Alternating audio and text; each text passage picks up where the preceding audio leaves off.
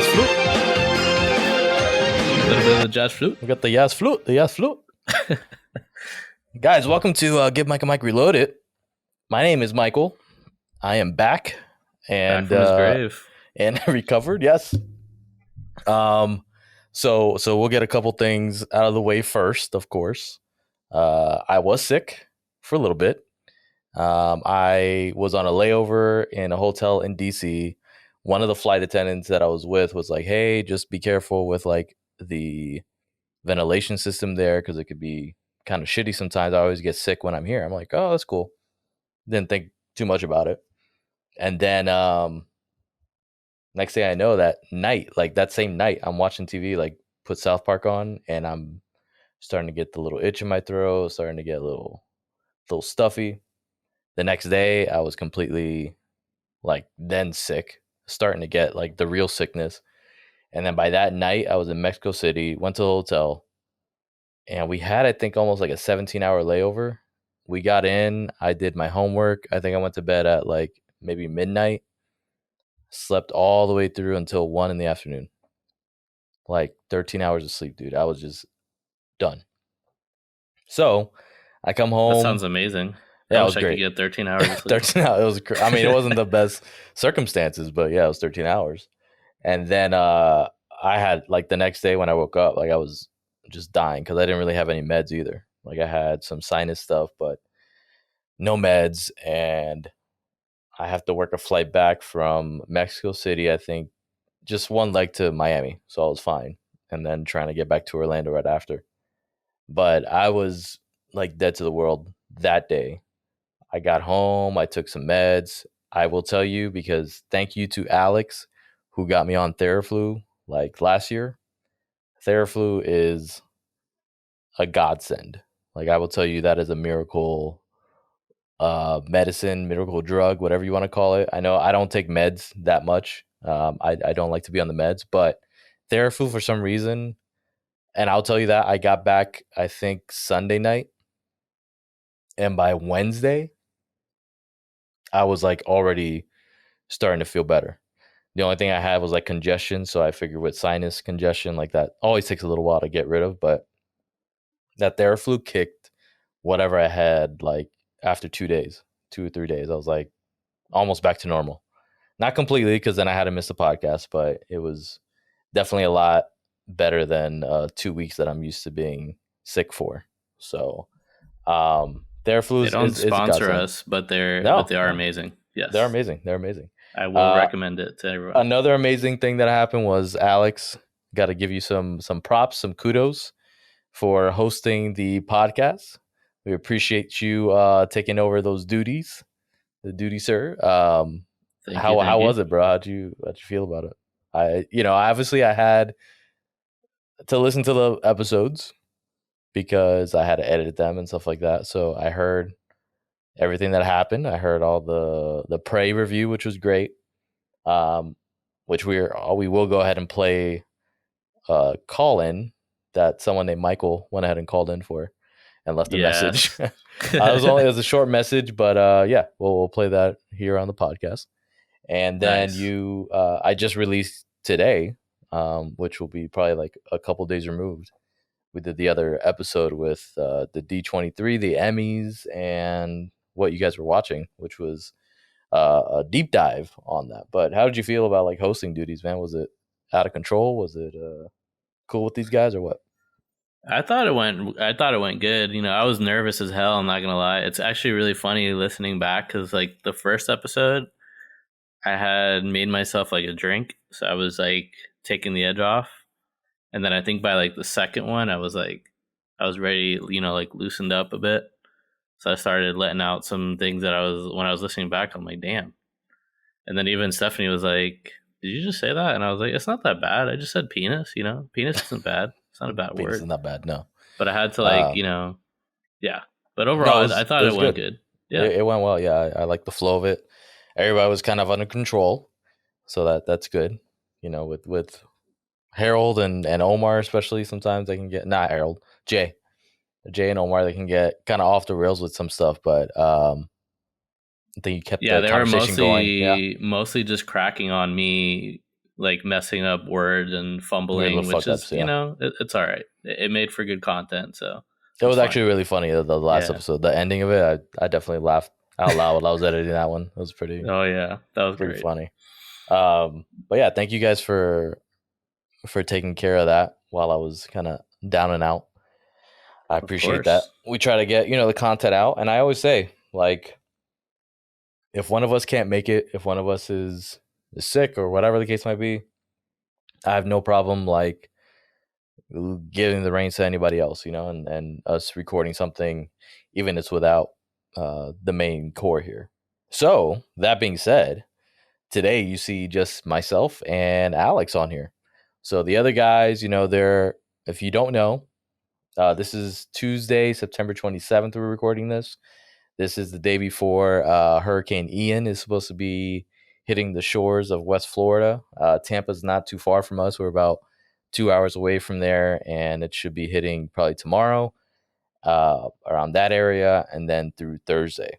So I'm pretty sure all the guys are trying to prepare themselves. And I know Omar's off from work and stuff like that, with school and everything like that. And I'm pretty sure everybody was trying to get everything situated for the hurricane to hunker down on that. So, Alex, did you get everything done that you needed to do on that, or what? I did. I went last minute today to get just a couple last minute things, but overall we got food. We got some ice packs in the fridge. Like we made these like makeshift ones with water bottles where we went and like actually just threw them in the fridge. So like if for whatever reason we lose power, we can throw those water bottles into the fridge and then keep things cool. So that's kind of what we are working on, and overall everything's pretty good here. I moved everything inside that was outside, like the grill and anything that could be hazardous to the windows and stuff like that. So we're Oh, ready to go. Yeah. good, good. I think tomorrow morning. Well, I came in for my trip because I went back to work, and I think Sunday afternoon I came back. I went to visit mom, and we were kind of talking about the hurricane stuff. And on my way back home, I remember I didn't have any gas before I left, like for my trip, which was like Friday or something like that. So I'm like, just casually going to a gas station, and it's like pump is not functioning. I'm like, oh, okay, that's weird. So I go to another gas station. They have the yellow bags on them, which means that they were out too. I'm like, what the hell is going on? So I totally didn't realize that people were just freaking out for a hurricane, and a lot of it has to do with all these people that this is their first real hurricane season. Everybody that moved from up north that decided to invade Florida because it's cheaper. Well, it was cheaper before they came. Now they're getting the taste of like the hurricane stuff, and as soon as they hear the word hurricane, they decide to freak out. And kind of it reminds me of like when COVID first hit, that everybody went on that toilet paper spree for no reason. Dude, there's places with no toilet paper right now. I went the other day to look for some. Like the thing is, like we usually buy stuff in bulk like that, like at Costco, so we don't really stress about it. But these people are like in there buying up all the toilet paper. Of course, the water's gone. That even today, like I was noticing, like for some reason there was like a like condensed milk aisle was like empty. Like I don't know if that's what people Maybe eat or drink during I'm the thinking hurricane. maybe people are doing a coquito or something. That might be it. Or Yeah, making that's flan. true. That could be true, or I don't know. I mean, we're in Florida, so that makes sense. Yeah. It's all. I mean, it's also like a canned good, so I mean, it's a non-perishable. So maybe people are using that for whatever reason. But at the same time, I'm just like, it annoys me that people have to like go out. I'm like, you guys. First of all, think about other people. First off, like, don't think about yourself. Like, limit yourself if you don't need that much. It's only going to be maybe 2-3 days, if that. Like we've been through many hurricane seasons here, and I can count on maybe one hand how many have really done like significant um, infrastructure damage, like to houses, or even like losing power and Publix isn't open for a day or two. That's about it. But like by the end of the weekend, everything should be good. But it amazes me how many people just lose their minds over this thing. And we're So in Central Florida too, so like by the time it gets to us, like we're gonna get a lot of rain, obviously, and probably mhm. flooding in certain areas, but I don't see significant damage as much as like the coastline. where they're getting impacted right away. When it's hitting at a 4, when by the time it gets to us, it's a category 1. If that comes in as a 4, because right now it's still a 3, so we don't even I know. think That's I the think it's thing. gonna come in as a 3, and then probably a 2 as soon as it hits Tampa. Then by the time it comes to us, then you'll have maybe a 1 or a tropical storm at that point, which is still, of course, like dangerous and stuff like that, but it's Yeah, of nothing to course. like freak the hell out and run around with your chicken, like a head with the chicken, or the chicken with a head cut off. That's what I meant. Sorry.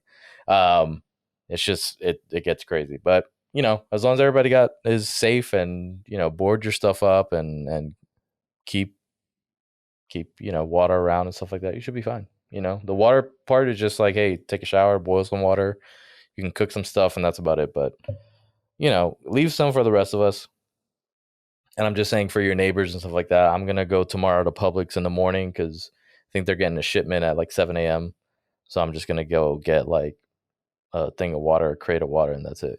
Right now I have my Brita that has a bunch of water in it, so I'm straight with that. And then I still have like bottles of water I take off the plane.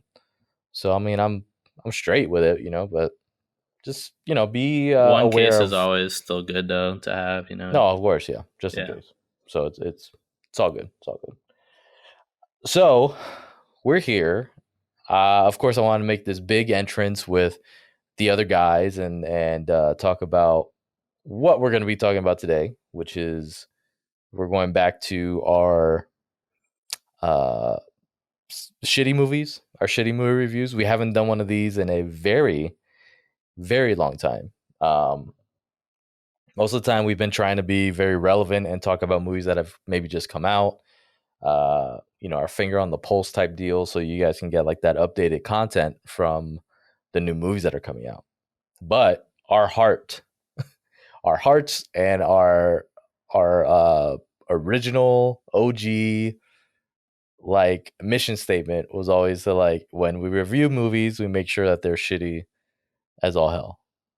So I mean, if you've missed our episodes early on, if you're just becoming a listener, we appreciate you. Thank you.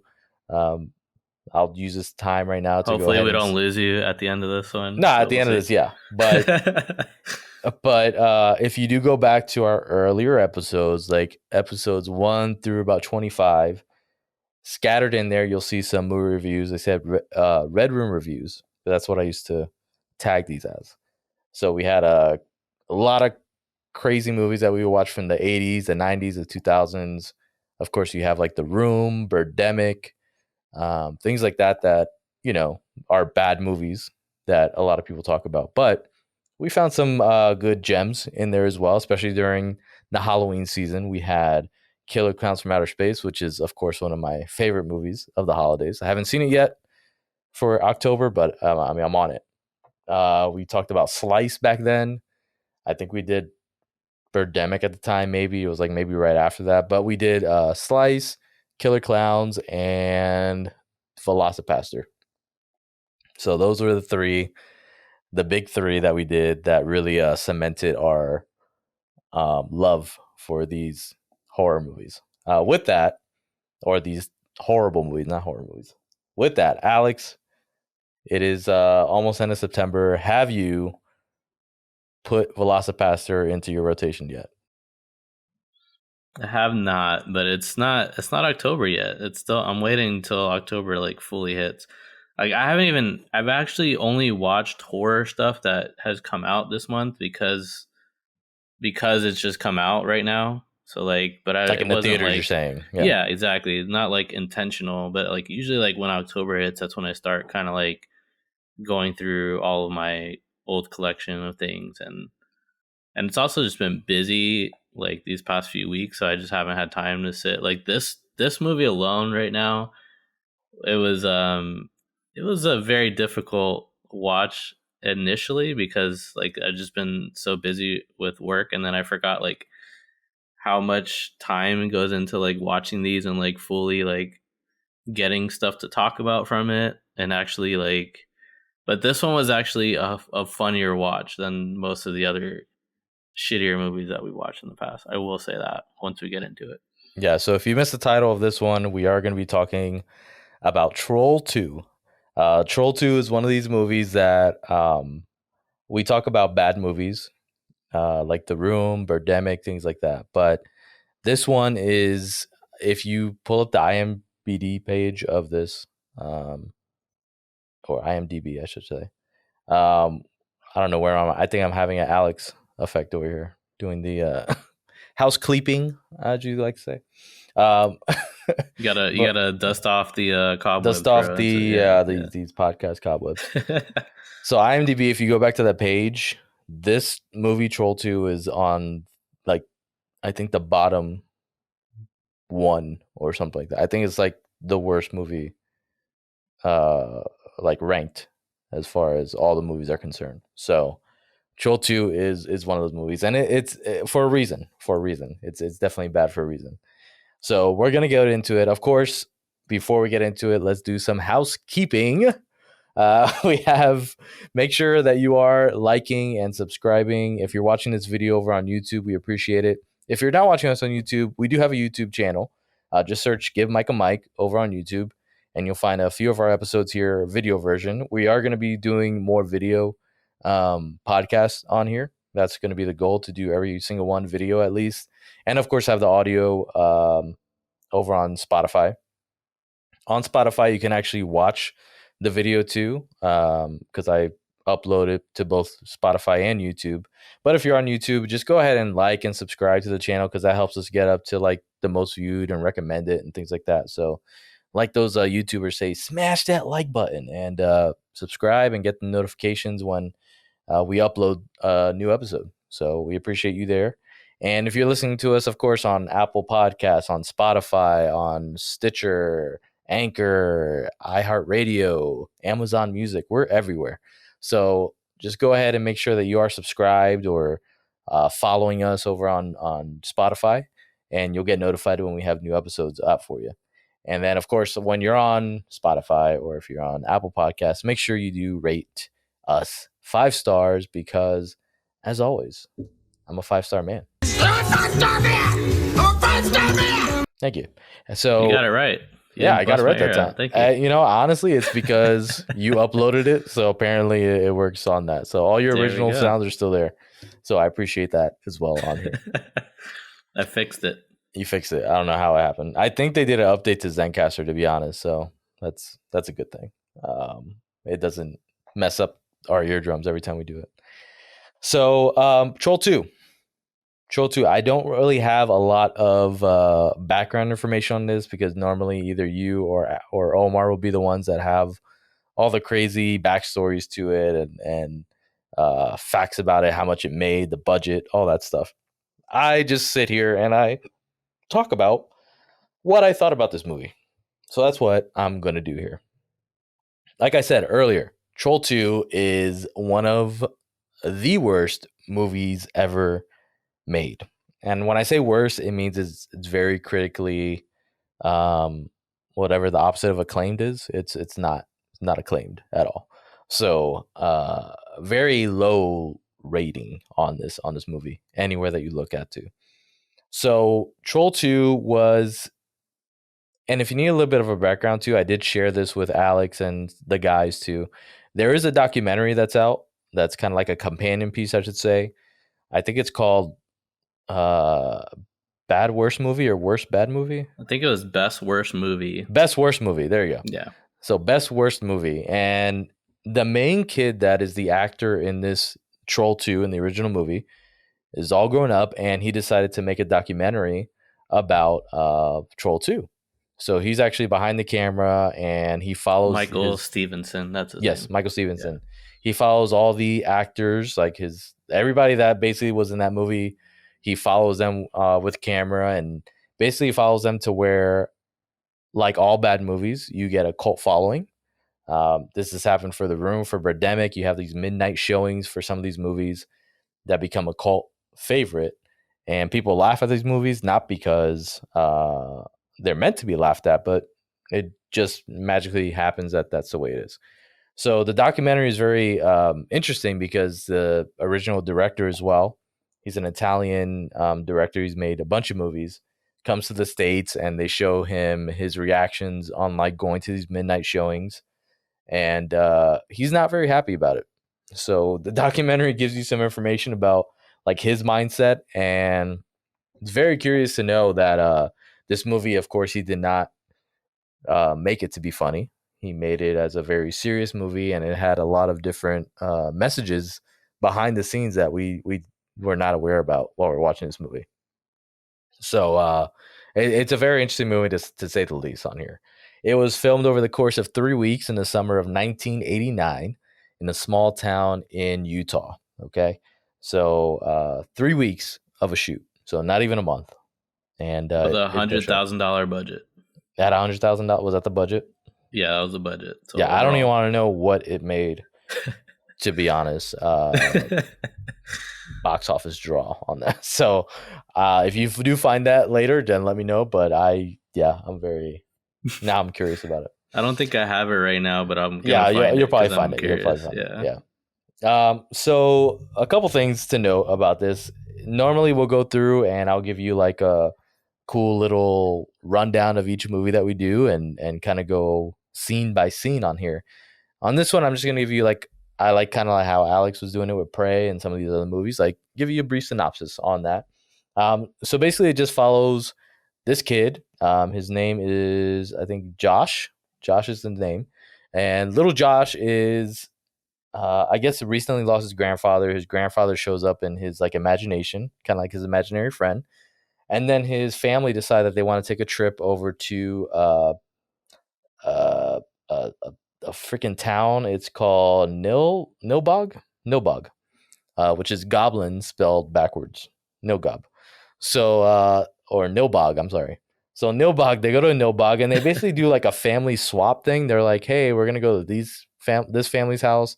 They're gonna come to our house and we're gonna do like a swap for the summer. And we're gonna go into this country place. There's only like 26 people that live there, and we're gonna learn how to farm like in the country, how our ancestors used to do. So that's the basis of it, just to kind of have a little fun vacation out there.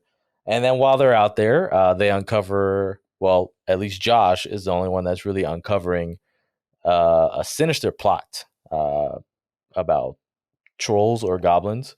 We're listen. This movie's called. This is what you got to know. This movie's called Troll 2. There are no trolls. These are all goblins. It should have been called Goblin. It originally was called Goblin. This is what the director and screenwriter originally titled it. I don't know why it became Troll 2 all of a sudden. Maybe a sequel sounded better for people. I think they wanted to connect it to the original Troll movie to, I guess, tie it into like have some relevance. You know, like kind of like how Friday the 13th, there's obviously sequels or to try to keep using that name, but it definitely has zero to do with the original Troll movie. Yeah. Apparently, which I didn't watch Troll it. 1. No, I didn't. I haven't watched the original. I hear you can watch this without watching the first one, so we're gonna go with that. So it's like a Halloween 3 situation. Like 3, yep, Season of the Witch. Yes, of course. So this one, they uncover this sinister town that people are secretly trolls or goblins, monsters. They're referred to on here. We'll just call them monsters because I'm tired of doing the troll goblin thing. So these monsters are there in the town. It's kind of like a Children of the Corn situation where they're taking over the town, and I really don't know what the end game of this is. It doesn't sound like they're trying to do like world domination because it's only a town of about 26 people. So I mean, their aspirations are very low, but they do like visitors from from other towns to come and visit. And I guess when they come and visit, then they are given a lot of food, and the food has some green goo that's in there, and the green goo turns these people into plants or trees or they turn ghouls, into green goo themselves, and or then green goo, and they're just leaking. Yeah, and they get eaten. Yes, correct. That happens a couple times in this movie, which will break down a couple of the situations. The best part was like they talk about how they're like giving these people a feast the entire movie, and it's literally just like freaking cupcakes and cakes. Like yeah, it's a lot of cake. It's not even it's food. A lot of sweet shit. No, Yeah. I don't see like one turkey or ham or anything like appetizing. It's a feast There's of like sweets. one sandwich like that the kid eats eventually in the car. Like remember at the cop? But it has like a green. It's the green stuff, yeah. I'm like, are you not like sussed out about this sandwich right now? Like, So the main thing, this is also revealed in the documentary.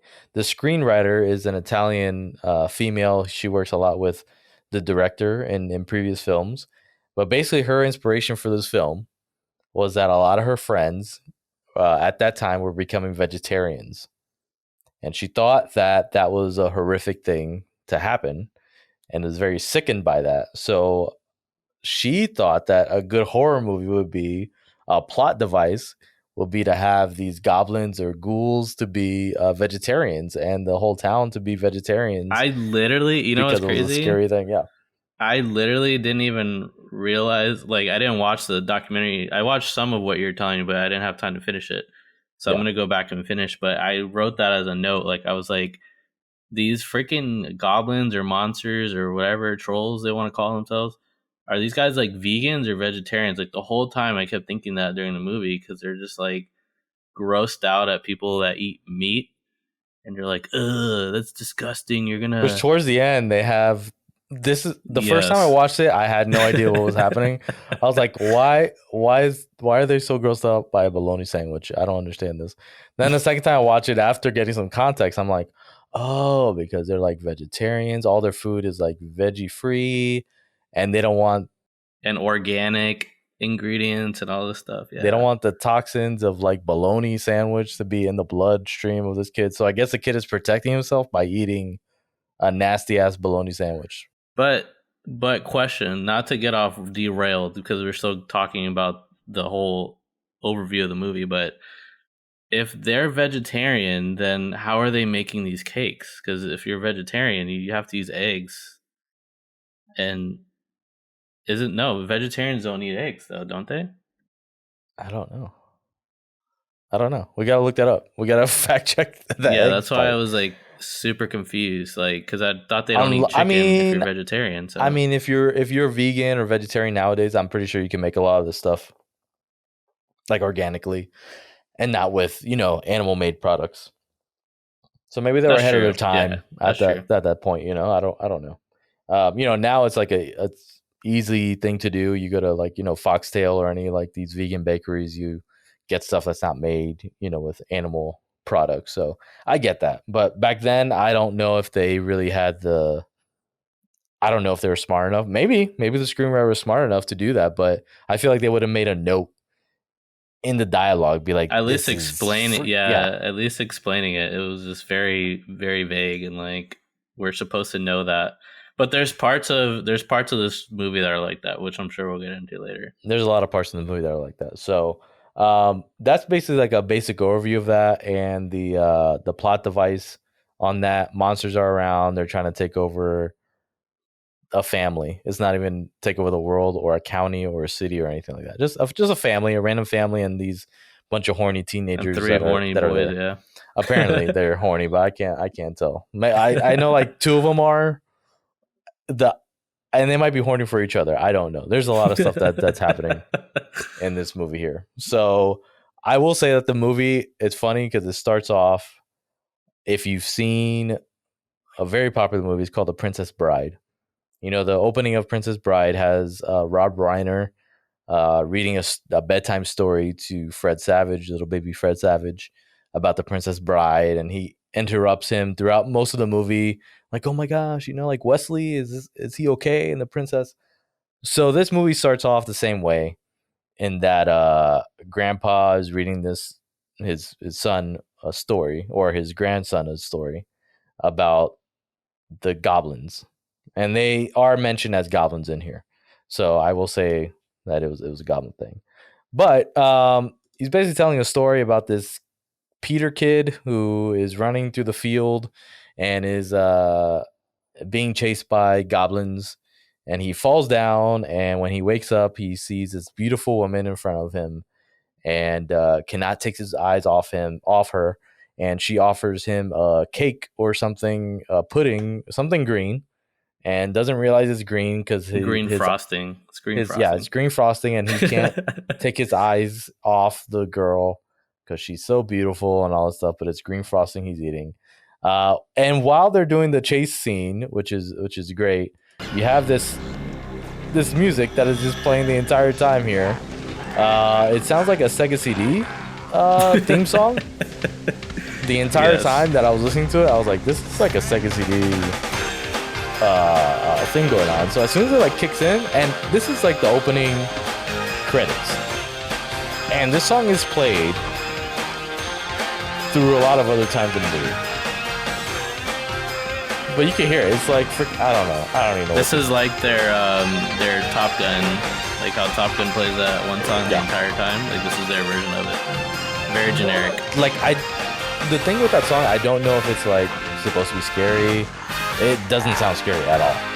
Now, the other songs that they play when sinister things are happening, some of that is creepy and scary. But that is the main Troll 2 theme song. So while this guy's getting chased by trolls and credits are rolling, this song is playing, which is fucking phenomenal. This song is great. I will say that. Like, I would honestly probably play that on like my 4s of 5 playlist while I'm driving, just because it's great. It's like up there. It's up there with Outrun and the Troll 2 song, like all right there. It's a great. I honestly think the soundtrack for this movie is not bad. Like, it's not bad. It's actually not bad. Like, even the music. The thing is, overall the movie didn't know what tone it wanted to go for. Like, when you have people getting chased, it should be a scary song, not the freaking Sega CD Sonic the Hedgehog theme song that they have going on here. So that was the issue with that. But I mean, I have no problem with it. It's fine. We've also talked about this movie. It's called Troll 2, but it's about goblins on that. I do have a question for you, Alex. I was gonna ask Omar on here, but he's not here. So I have a question for you. Which grandpa do you feel is creepier? Is it Grandpa Seth in this movie or Grandpa Joe in Santa Jaws? That is a good question. I think probably Grandpa Joe in Santa Jaws is probably creepier. It's creepier? I feel like the one in this one is like, he kind of reminds me of like Dr. Loomis, like in Halloween, like the way he comes in, like like he has like this elaborate plan to help everybody, but then somehow every time he's like, I have to go, I have to leave or whatever, and so he never like actually helps them do shit. That's because he's either a ghost or a figment of Josh's imagination. But I want to say ghost because he shows himself to the daughter Holly, so like the rest of the family, and the rest of the family hear his voice and stuff like that. And yeah, I think he's a ghost. But I find, like, I would have said Grandpa Joe, but then Grandpa Seth in this one, there's times where he shows up and he does something cool, or like they're surprised he shows up, and then he looks at the camera or looks at them, and then he has this like weird smile, like a really creepy like smile like that. I'm like, it doesn't go with anything that's happening, and it's just really weird to me. Which I'll put a picture up probably right here in the podcast. But he's do a just side by side comparison for the viewers to vote as well. Yeah, who's creepier, Grandpa Joe or Grandpa Seth? But Grandpa Seth on here, he is. I decided that he's a ghost because at one point there's a priest that damns him to hell, like tells him to go back to hell. I don't know why he was telling him to go back to hell. I thought Grandpa Seth was a jolly man and seemed good hearted, so I don't know why this guy is being damned to hell. I don't think he would go to hell by my calculations. I think he's a heavenly fella. Well, that's what he says. He eventually says, I'm not. Or I think like Josh is like, are you in hell? And he's like, no, I'm not in hell, but I'll summon someone from hell to, oh God, to where this guy is or whatever. I don't know if you caught that line, but then that's when he like electrocutes him with like the shitty lightning bolt. You have to like add that clip here. And then is that why he gets on fire, catches on fire? Yeah, exactly. Okay. So he says he summoned someone from hell to like attack him, basically. God. So maybe he is in hell. Wow. How do you summon anybody? You can't be in heaven and summon somebody from hell. I don't know. He might be in hell. Yeah, Grandpa Seth did something that he's not good. He's a force ghost, that's for sure. He's like Yoda No, he's definitely like Yoda in this. He shows up. The Last Jedi. Yeah. Yeah, he shows up in a lot of opportune times, I guess. Exactly. Now I will say there's this dad in here. His name is, I think, George Hardy, as the actor's name. He goes by Michael. His name is Michael, and the character's name is Michael. But Michael gives Michael's a bad name in general. He is not. I don't like. I can't tell if his acting is like that bad or not. But I do remember watching the documentary, and the director says that you smile way too much for an actor, which I feel like that's correct because it always seems like he has a smile on his face unless he's purposely or a smirk on his face. Like he But just it's not just him. It's like a lot of the people, like the daughter. The daughter's the same way. the Like she's like, daughter.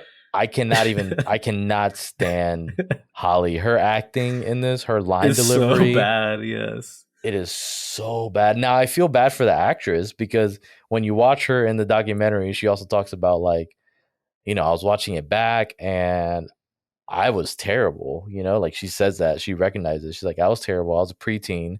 And then when you go into, she was like, I went into IMDb, I'd looked at the comments, and that was like the worst idea I ever did in my life because all the comments are basically destroying about how bad her acting is, or like if I think one of them said like if my daughter was acting like this, I want to kill myself or something like that, or like I want to die too. Like Jesus. it's pretty intense. Yeah. But I will agree that Holly's acting is not to par. Like I she's don't know. trying to be menacing at times and like I hate this guy or whatever. And then she like argues with him, but then she's like laughing while arguing. Like I feel like she can't hold her emotion in. Like, but that's just a testament of the directing. Like obviously the director is probably really horrible, so they're not really getting any cues on how to perfect it or how to do better. So, but yeah, this guy Michael is pretty bad. I think there was a language barrier as well with, well, from what I heard, with an Italian director, Italian screenwriters, Italian DPs to direct these really country folk in the middle of Utah and in America. I'm pretty sure there was a little bit of a language barrier, but I mean, if he didn't And ask three for like a weeks to three, shoot four it. takes, yeah, he just, He's just like, yeah, that works. Let's go. Keep going. yeah. So I as a guess. director, you got to be like, I need a better performance from you, or get us some type of like consultant to come in and be like, this is what Americans actually act like, American girls. Because Holly has a couple scenes that are very questionable. When we first see Holly, she is lifting weights in her room. I think her nickname is Holly Weights or Holly. She There's another scene where she's dancing in the mirror, which is completely awkward and weird. The Well, her entire last that scene. name is Waits. Like that's their Oh, actual that's her last name. name. Oh, okay. Yeah, it's See, I thought it was a nickname. WAI. Like I lift weights, so my No, name's it's Holly Weights. WAITS. Waits. That's their last Okay, name. that's fine. It's So there you go. not too far fetched though. No, not too far. Right. I was Yeah. like, because she's talking to herself in the mirror and like saying, Elliot, if you pick me, Holly Waits, or pick your boys, and that's it. Now, I don't blame her for her thought process on that because the guy that she's with, Elliot, likes his boys a little too much. I think that's what they were going at. Always hanging out with them instead of Holly, who's like there in like skimpy little outfits, like lifting weights and stuff like that.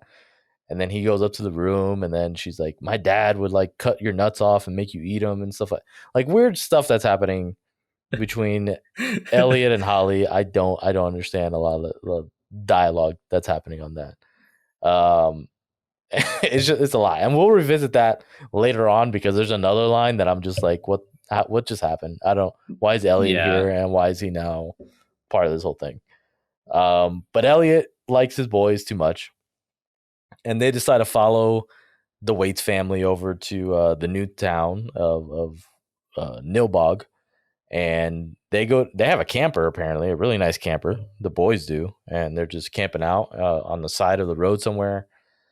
It's Elliot, Drew, there's some other guy, and then my MVP is Arnold. So Arnold is this kid with the blue shirt and glasses whose delivery of lines is just ridiculous. Is just the most. I don't even know what to say. Like I don't comprehend anything. So let me break down this scene. Now, this is the reason why I want to do Troll 2 or why I've heard of Troll 2 because of this line we'll play in a little bit. But let me set this up. So Arnold goes outside of his trailer and he sees this woman running away from these monsters again. And he goes up to the monsters and he's like, hey, if you guys don't leave, like there's going to be trouble. The monsters mumble something like, what do we do or something? And then he goes back to this girl. One of them monsters just fucking screams out like, ah! And then has this stick that they throw that looks like they're throwing it half a football field, like a Olympic javelin, like an Olympic javelin. I'm pretty sure he only walked away like maybe 5 steps, and this javelin flies through the air and stabs him right here, like just sticking out, and he just goes nuts with his screams. And he screams like this crazy person. And then they eventually run away with this girl, and they meet the Goblin Queen. They go into the Goblin Queen's house, who is another character that is ridiculously over the top. Credence, yes, which is hilarious. Credence Leonore Gold or something. Credence is also the name of Ezra Miller in Fantastic Beast, by the way. Oh god! So there you go. So Credence is this old lady. She's like I would think like she's the queen. She did the live version of like Snow White and the Evil Queen, like this would be her. But she is the Goblin Queen here, and she sees that they're in trouble and invites them in and into the house, and then she gives them some stuff to some. Was it food or was it a drink? I think it was like a potion or something that she made in like a drink. Like, hey, this is gonna help you. Yeah. It's gonna heal you, basically. It's gonna heal you, but little do we know, or that it's not gonna heal. It actually turns them into green globs. Well, it turns a girl into a green glob. So I don't know if this potion is like, she's like, I want the women to be globs or blobs so we can eat them, and then the men can be trees so we can, I don't know, do something else to them. But anyways, the girl is on the floor. She has this dramatic scene where green stuff is coming through her pores of her head, and she's on the floor, and then she melts into this green glob.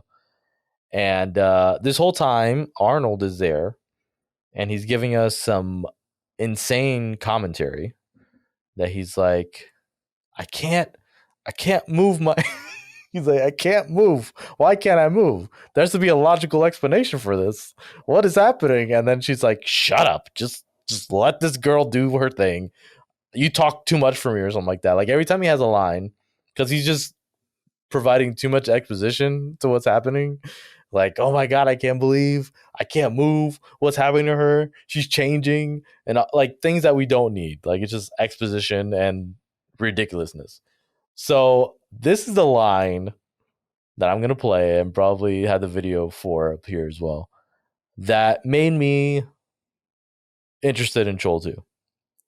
This is while that girl is getting eaten by the trolls here. They're eating her! And then they're going to eat me! Oh my God!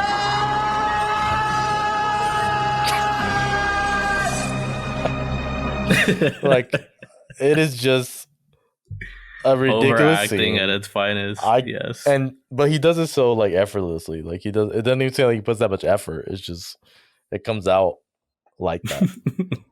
So Arnold is the real MVP in this movie here of all the guys here. Did you have anything to say about anything up to this point? I know you have a lot of notes, but up to that point, that's when we see the girl getting to a blob. This guy Arnold can't move, and he is eventually turned into a tree or a plant of some sort. Well, basically, like the girl is like a crazy overacting the queen that we're talking Oh, the about queen, yeah, too. she is ridiculous. Yeah. She's like super, like the whole time I was just like, man, this girl is crazy, you know?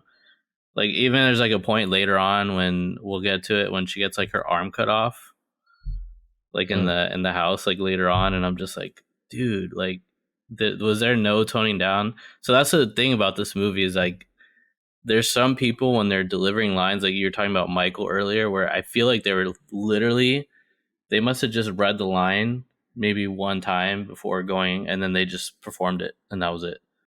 Yeah, like one take and that. All right, cool, we good.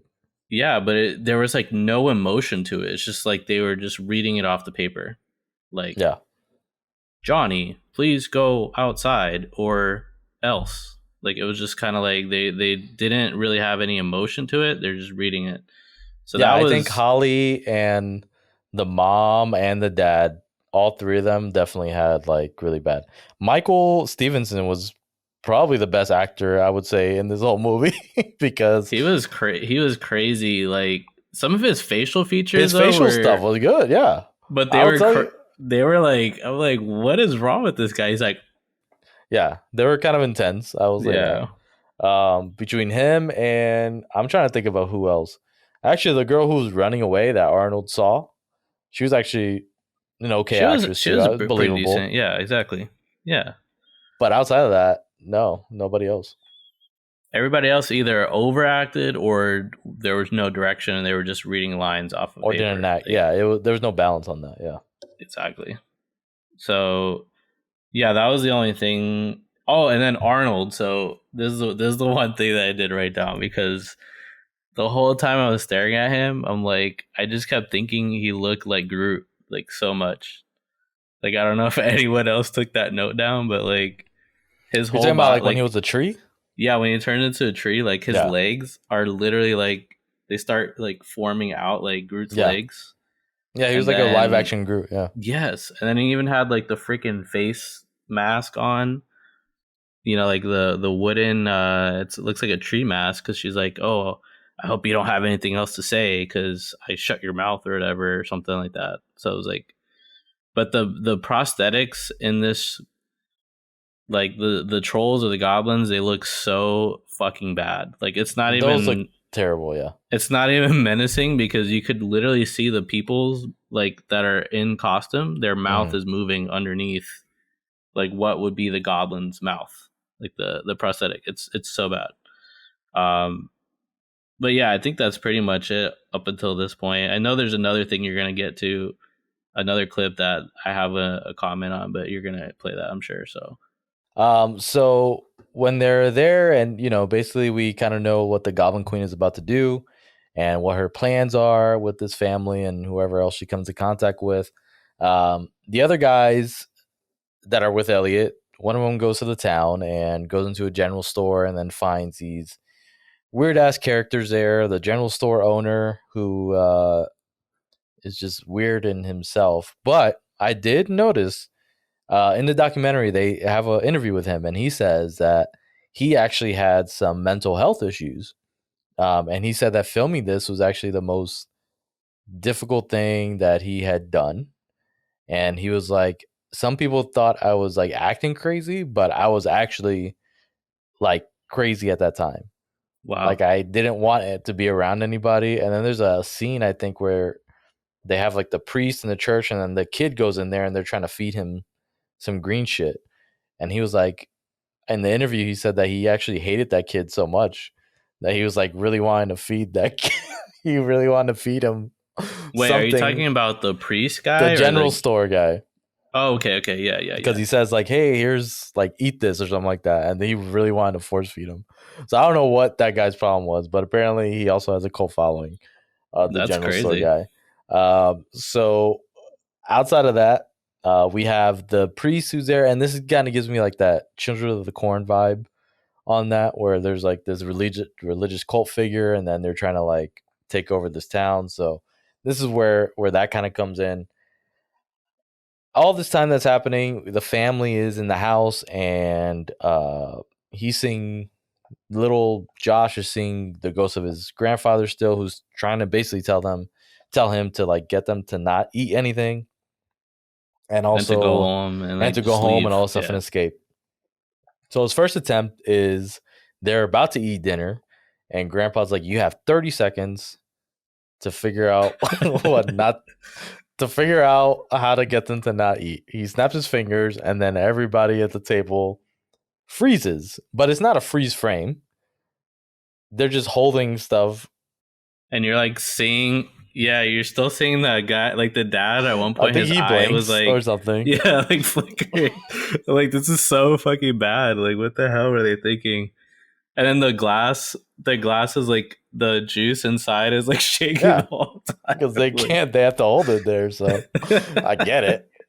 And this kid goes around the table, I'm pretty sure for more than 30 seconds.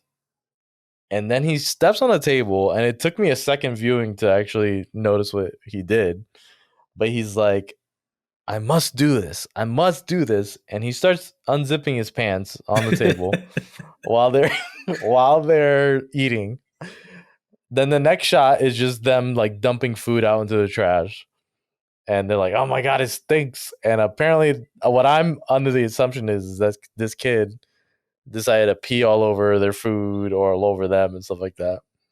And then yes. while the mom and the daughter are downstairs, because this is what makes sense now when I watch it the second time, and then this line plays, I'm like, oh, because he pissed on the food. So while the mom and the daughter are downstairs cleaning off their food, you have the dad that has Josh over his shoulder, and this scene basically plays out here on it. Do you see this writing? Do you know what it means? Hospitality. Hospitality. And you can't piss on hospitality. I won't allow it. What are you going to do to me, Daddy? Tighten my belt by one loop so I don't feel hunger pains. And your sister and mother will have to do likewise. Okay, Joshua. What? You want to get rough with me? You want to show me that you don't like the choice of this house for our vacation by going on a hunger strike? Well, I'll accept the challenge. But just remember, when I was your age, I really did suffer from hunger. We'll see who gets through this. But just remember, I've got more practice than you. I'll see you tomorrow. I'll see you tomorrow. I'll see you tomorrow. Like all this, like it's such a classic line, but it's delivered so terribly. But it's great. So when this guy actually they go on tour, like to do these midnight showings, he's always asked to do that line. Oh my god. And he does like replicates it, and everybody goes crazy for it, you know. But yeah, after I saw the line, you can't piss on hospitality, then I'm like, oh, so the kid pissed on all the stuff. So that's what happened.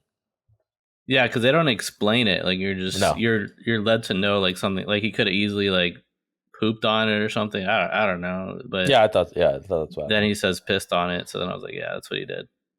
So later on, you know, after um they go to the town, like the dad and the son go to the town the next day to get some food and stuff like that because he pissed on all their food. So he's like, all right, we gotta go get more food. So they go to the store, and then Josh stumbles into the cult thing where the priest is and the general store guys are, and they grab him by the face and do this crazy thing with it. Did you see that part where they like grab him and I don't know what they're Yeah. doing to him, and they're like shaking his freaking face like this. I feel so bad for the kid. I'm like, yo, like that's terrifying to me as a child actor. Like The whole time I was watching this movie, I'm like, how is this guy not traumatized? Because he had to have been what, maybe like 6 years old. no, older. I would Maybe. say older. He's probably a little older. He had to be like well, 9. he looked like super tiny though, like because his frame, like he was very short, so I couldn't tell, but still, like I would be scared as hell if these people are grabbing me by the face, and then there's that one scene at the end, like when he's all the goblins like freaking grab him, and they're just like I'm like, dude, They're like I would be ripping his shitting my pants. Yeah, Yeah, whole, like that's I'd be shitting my terrifying. pants. Yeah, But you know they got the character acting on that, so that's great. So when they go back home because they got the they're on the way back home after they stumble upon the cult thing. So when they get home, they have music that's playing, and the dad and the son hear this music, and the town is magically, the entire town transports from that little cult thing, beats the dad and the son to their own house, and they have a whole feast again ready for them, and they're having a party. Well, no, because they stop. They stop Oh, they to stopped to get Holly or to get the something. boyfriend. Yeah, because they see them on the side of the road. Which this whole this whole thing, like, I didn't understand what the hell happened, because they stop and then the dad is like so pissed off. He's like, "You're a playboy. I don't want you near my daughter." All this stuff, and then from the ride home, or from the ride from the side of the road to the house, they open the door and then the dad, or they're like, "Oh, he's part of the family now." Yeah.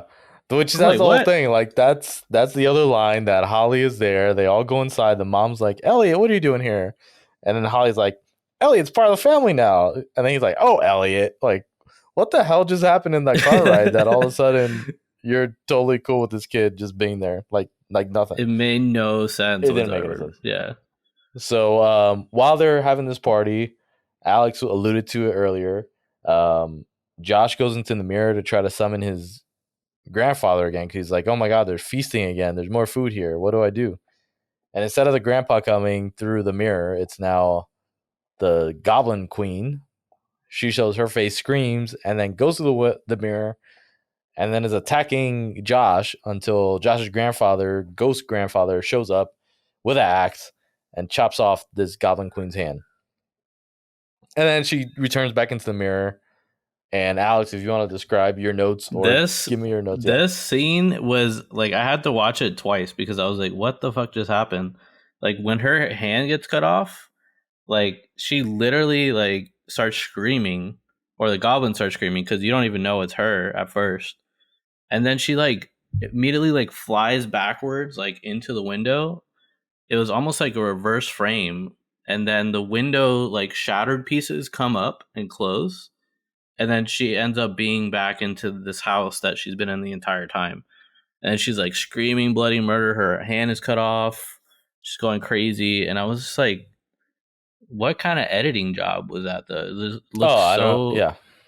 Some of these weird. cuts and camera cuts are really weird. And I think it could have been the European style of like filming stuff, which fine. It works probably for a lot of European cinema. I could see that. But for an American horror movie with this type of action and goblins, there's a lot of close-up shots that you didn't need, and some of the shaking cameras, it looked weird. The zooms were weird. I felt like they didn't know where to stop zooming, and it just looked like someone was just like zooming with like a camera, like a cell phone camera. It was weird. So she gets her hand chopped off, and then becomes younger at some point. I forgot what happened. Like, I think she touched a rock. Was it the same rock thing that happened? So she's like summons this like power from the stone. The power of the goblins. Yeah. And then she's like, I guess it's like the source of the goblins' power. That's what they say in it. And then her hand comes back, like she's like putting her hand through, and then all of a sudden she becomes like a younger version of herself, basically. Yeah, a sexy MILF lady. So yeah. The sexy MILF lady, the Goblin Queen, decides to go then to the boys' trailer for I don't know what reason. I don't understand why she went there. I don't know what her purpose was for that. I don't even know how she knew that they were there. Like, I don't know either. Yeah, I don't understand either. So I'm trying to think. I'm like, did she mention something? Did she? I don't know. I don't know. But there's this kid in the trailer. I don't know if that was Drew or not. I'm not sure. No, Drew was the one the other kid that got with the yellow shirt that was like sick the whole time. So this kid, I forgot what his name is. I'm going to call him Popcorn Guy. So Popcorn Guy, he's watching TV, and the Goblin Queen is on the TV, which actually reminds me, like you said earlier, Alex, like that gave me like Killer Clown vibes type deal. Like, it was a ridiculous scene where, they kind of break the fourth wall, not even fourth wall, but just like the wall of reality. Like, okay, this lady's now on the TV and saying, "Hey, come outside. I got something for you. I'm not a program. Like, come meet me outside." So this horny kid comes outside, and she has corn. It's corn, and she has a corn on the cob that she's like rubbing on her body or something. She's like puts it by her seducing leg. him with yeah, corn, basically. with corn. She gets invited in to the RV, and they have this awkward staring thing where he's like looking around. He's like, "Oh, do you like this place?" Like it's the first time that he's seeing it, even though he's been in there the whole time. And then she looks around. She's like, "Yeah, it's cool." And then has this awkward moment of touching his lips, and he's not even looking at her once. He's just like, and like it's so awkward. Like for a long time, I don't know what's happening. Then the music stops from seducing, and then she pushes him on the bed, and then puts the corn between his mouth and her mouth, and they start eating the corn together. And all of a sudden, out of nowhere, popcorn. Well, because he says this line, and I wrote it down. What was the line? Because I forgot the line. It was about this popcorn. Is so bad because I was like, what did I just watch? And then the funniest part is that I was watching this on Amazon. So of course there's a commercial like right at the end of the scene, and I'm like, okay, that was such a weird timing to put a commercial there. But literally she's like, do you like this? Like the corn? She's like, do you like this or whatever? And then he's like, well, I like popcorn or something. And then she's like, no problem. We just have to heat it up. Heat it up. Yeah, that's what it was. Yeah. And then they put like the corn in her mouth and then his mouth. The way you said it, it sounds like a Samurai Cop line. That's what it sounded like. It literally felt like that moment, like the sex scene in Samurai Cop, like so awkward. Yeah, good. So this, in case anyone was wondering, this movie literally has a popcorn sex scene where they're literally having sex and there's popcorn like flying on them. I know that's what you guys always wanted in your sex. This movie has everything you could ever ask for in it. So. Everything. Yeah. And then it cuts to like this is an awkward transition to the house again, and I don't know what happened there, but we're gonna skip for a little bit because Josh summons the power of his grandfather again, like through this whole thing. Josh gets caught by I don't know who, because the goblins are now attacking the family, and then the Goblin Queen, after making love with the popcorn person, yells out loud because she is starting to get young. And I think it's because Josh goes into the house and finds a Stonehenge thing. And Grandpa Seth says, hey, you have to like put your hand on it. Just touch it because the power of goodness always prevails. And this is how you destroy the monsters. So I think he puts his hand on it for a little bit, and then she starts losing her powers, and then she yells out. And then while the goblins are about to like massacre the family, they're like, our queen is calling us. And then they disappear in a flash. Like thin air. Like a boop. Like they got blipped. They got blipped so much. Like it was, and it wasn't like a slow endgame blip. It was just like boop, just gone. And they end up in the house and they find Josh. And the queen like lifts up Josh, like chokes him out, or is like gonna choke slam him, but then like throws him across the room. The goblins pick him up onto the bed. And then the goblins pick him up, like Alex said, and he's about to get ripped apart. And I see him like terrifying. Like, this kid either was a really good actor or was legitimately terrified because he starts grabbing their faces and their arms. Like he's like, get away from me! Ah! Like he looks like he's about to punch out and grab these masks off these guys' head. And they put him in a corner. And then this is the part where he gets like fucking bologna sandwich out of nowhere because they're about to eat him, I think. And then he's like, well, because his grandpa gives him something, yeah. So his grandpa gives him a bag, and then he's like, don't open this until the time is right or whatever. Like don't open the contents of it. So he's like handing it to him while they're trying to touch the wall, like you're saying, to take the power away. Mm-hmm. So then that's when eventually like he's cornered, and then he opens it, and he has, like you said, a double-decker bologna sandwich. That's what he calls it. Double-decker bologna sandwich. Okay. So he screams out that he has this double-decker bologna sandwich. And the queen is like, hey, don't eat that because the toxins for your body, they're not good. Don't do it because, I don't know, cholesterol and all this bullshit. And then he just like, ow, ow, ow, like just starts munching on this fucking sandwich. Like it's the end of the world for him, man.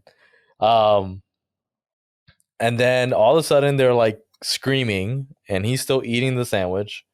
He runs over to the stone to like touch it by himself and then throws the bologna sandwich, I think, at them as like a force field or something like that. I don't know what happened.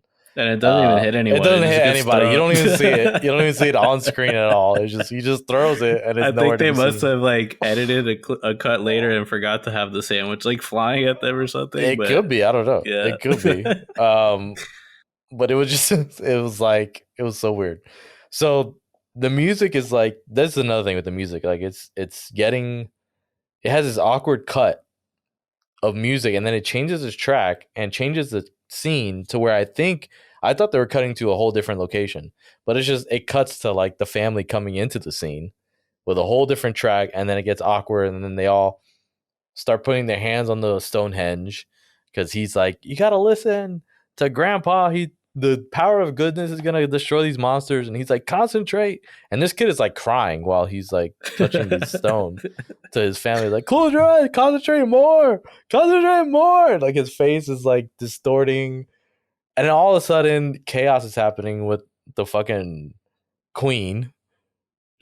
Her face she gets green all over, It blood just all over, reminded me of throwing up like all over. Indiana Jones, like that. Like what was the one with the when the tomb opens and like everyone's face starts like melting. The first one, yeah, Raise the Lost Ark, yeah. Like it literally was that, but like way worse effects than even Indiana Jones. I feel like everyone's heads like exploding. There's so much stuff randomly. happening. Like people are exploding, throwing up. One of the trolls I think falls off the balcony. Like it's fucking insane while this thing is happening. And then the kid is just crying, and everybody's like closing their eyes and stuff like that. And then everything disappears. All the people disappear, including the family. And then the next scene, they're just in the fucking driveway, and the dad's like, "I'm gonna go to work." Elliot's like, "I'm gonna go home for a little while." Wait, is that what he says? He's gonna go to work? Yes, he said, "I have to go to the office." I didn't catch that. What the hell? Like after all this crazy shit, After all this shit, like, they're like, he's like, "I gotta go to the office." Elliot's like, "I gotta go home for a little while." Holly says, "I'm gonna go with you." Then the mom's like, "Me and Josh, we're gonna stay here and wait for you to get back from work." And then they all go inside, and then you think it's like maybe the end of the movie, and then Josh is like trying to talk to Grandpa again, and then all of a sudden he hears like goblins whispering his name. Then he has like his fucking big ass dramatic scene where he's running all over the house. He looks like fucking Kevin McAllister running around Home Alone. The mom was like, "Oh, do you want something to eat? There's these apples. They're still fresh." Yeah. So then that's what happens before he goes upstairs. Because then he goes upstairs and he's trying to call his grandfather. And then he hears the goblins and he's freaking out. And then he goes downstairs. And then this baseball that he saw like earlier on that was like warning him comes back. And then it says like, "Mommy tastes so good" or something, right? It said, "Mommy," or it says, "Yummy. Mommy is so good," or something like that. Yeah, I think that's what it is. Something like that, exactly. So he finds a baseball that says that, and then he's trying to find out where his mom is at. And so he's like running around the house. He goes to the kitchen, and then he sees 3 goblins just like going to town on what used to be his mom. Just a green glob with like titties on the thing. I know. What was the point? I don't know why it had tits. I have no idea. I guess they had to like specify that this is the mom by showing that she has breasts. I don't know. But. Yeah, I don't know. Or maybe she was just fresh green. I don't know what the fuck happened. But before that, she was in the shower. He goes to the shower and then he sees like green all over, and then like the freaking I don't know what happened in the shower because. Did she like leave I don't know from the shower? And then, I don't know. I don't know what happened. I don't know what they're trying to get at. Because she bled in the shower. How did she get to the fucking table downstairs? It didn't make any sense. I don't know. But she was a feast. She was a green pudding filled She was a feast. Yeah. And then one of the goblins looks at Josh with the worst prosthetic ever. He's like, what was the line he said? Do you want some, Josh? Do you want to? I don't know what he said exactly, but he's like, do you No, that want was some, it. Josh? Yeah.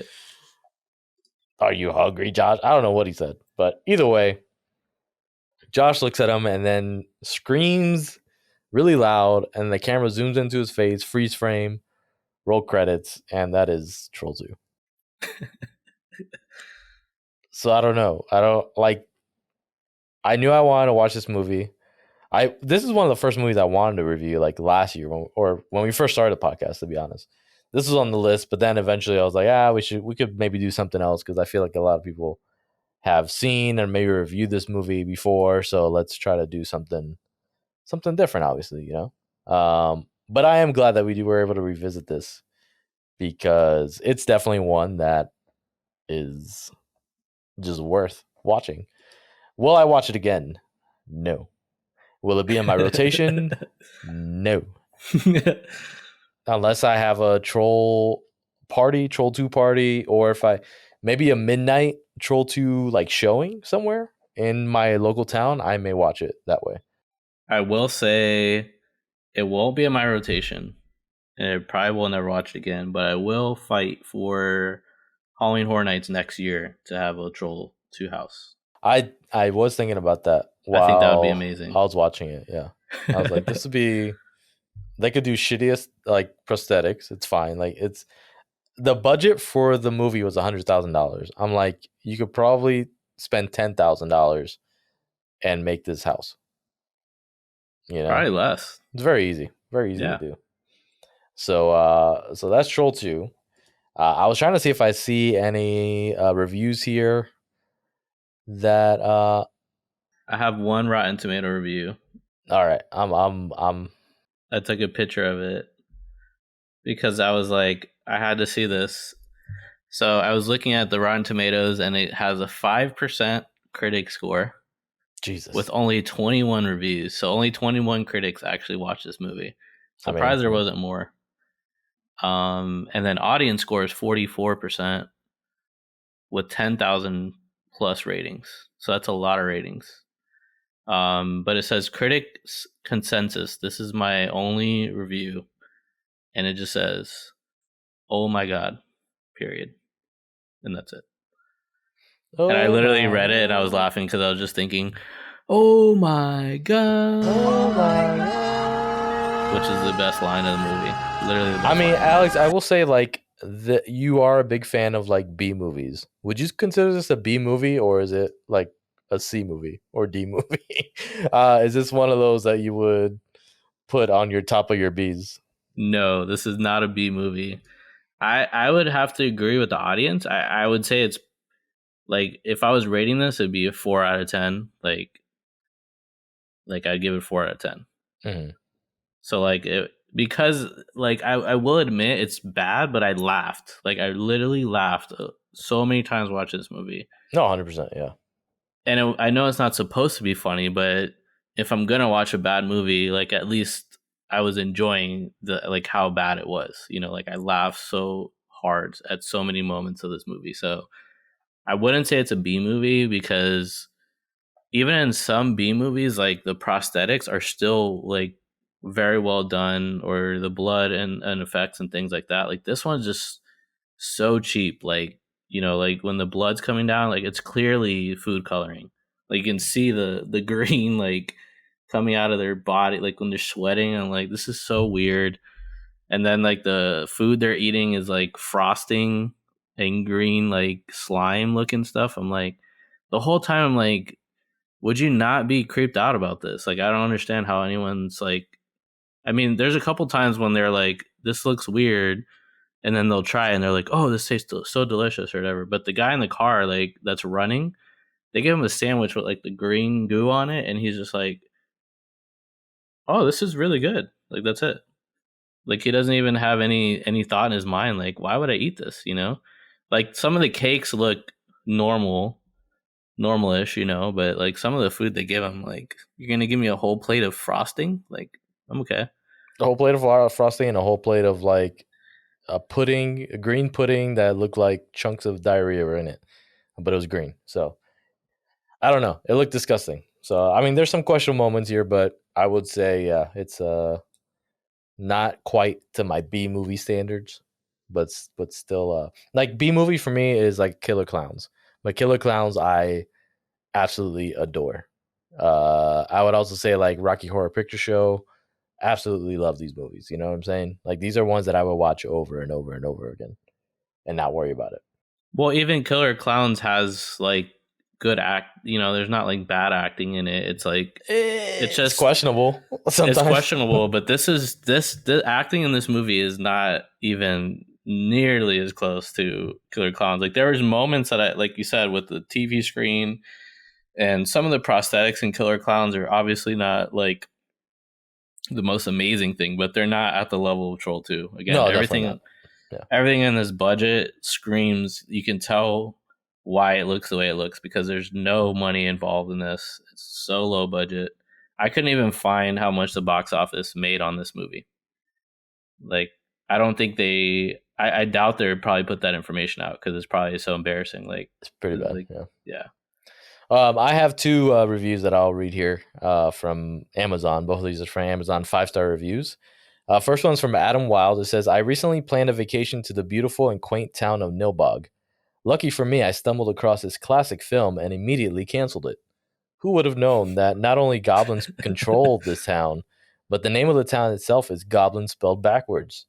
There must have been a very important goblin covering this all up, as the movie is titled Troll 2 and not Goblin 2. It almost threw me off the scent for sure. 5 stars. Second review is from, I don't know what his Nice. first name is, but it says, I will watch this again. It's perfect. 5 stars. Best movie ever. Then there's a lot of other reviews here, but a lot of them say, recommend seeing the documentary Best Worst Movie Ever or Best Worst Movie after viewing this film. So definitely check that out. Like if you haven't checked out Troll 2, both Troll 2 and Best Best Worst Movie Ever. I don't know. I can't even fucking say it. Best worst movie ever. Mm-hmm. Both of those can be found on Amazon for free, I think with ads. So like freebie, things like that. So if you haven't seen it, check it out. I don't know if there's like a riff tracks version of it, which a lot of these bad movies we do watch with riff tracks. But if you can find it with that, I'm pretty sure there has to be one at least. If there's not, I'm surprised they haven't riffed it this movie yet. But definitely go check it out. Again, it's not going to be an A+ movie. It's not going to be probably your favorite horror movie of the year, but it is unintentionally funny. So check it out. It looks like they do have a riff tracks of it, by the way. Do they? Yeah. Yeah, it came out in 2007. I figured. So I might have to watch it with that. I feel like it'll be even funnier. I will say this is not as bad as like Birdemic. Like, Ugh. as I was watching this, I don't know. Yeah. I don't think it's as bad. No, it's not as bad. Like I could watch this without a riff tracks and still like I laughed. Sit through it. You know I what feel I'm like? saying? Yeah, exactly. Like Birdemic, it was just like it's just too cringe for me. I was like, yeah, it's a lot. Like that without riff tracks is bad. But yeah, that was a rough one for me. We'll see. Well, Alex, again, thank you for coming on here to review this Troll 2 with me. We'll have some more episodes up. This is like the beginning of October that this will probably be released, or at least end of September. So we're gonna have a lot more reviews on that. We're probably gonna have a review of whatchamacallit, some of the Halloween stuff that's happening around town. Like kind of do the same thing we did last year with Halloween Horror Nights, but I don't know if we're gonna do Halloween Horror Nights at all this year, just because we've heard some pretty terrible things about it. But I know we're planning on doing like some haunted trails, petrified forest, maybe Hollow Scream, maybe Universal in Hollywood. Who knows? But we'll do maybe a review of that. But then the rest of the month, we're going to do some really crappy movies. And we'll probably have another one coming up for Thanksgiving. I think we're planning on doing Thanksgiving. So hang in there, guys, because some of these crappy movie reviews are going to be coming back. So Halloween, we're going to have a lot more of those coming in. And we'll probably throw in maybe a Halloween Ends review, since we'll be watching that mid-month. But until then, You might have to give me one to watch during the hurricane if I get bored and I'm drinking. And that's what I'm thinking. I might have movie. one or two to put in the chat, and then next week when we get our power back, or when we have everybody settled, then we can go ahead and review the other one. But until then, guys, thanks for joining us again, and just remember, you can't piss on hospitality. That's all I gotta say. And always remember, tighten your belt one loop so you don't get the hunger starve pains. and get the hunger pains. Get the hunger pains. I'll see you tomorrow.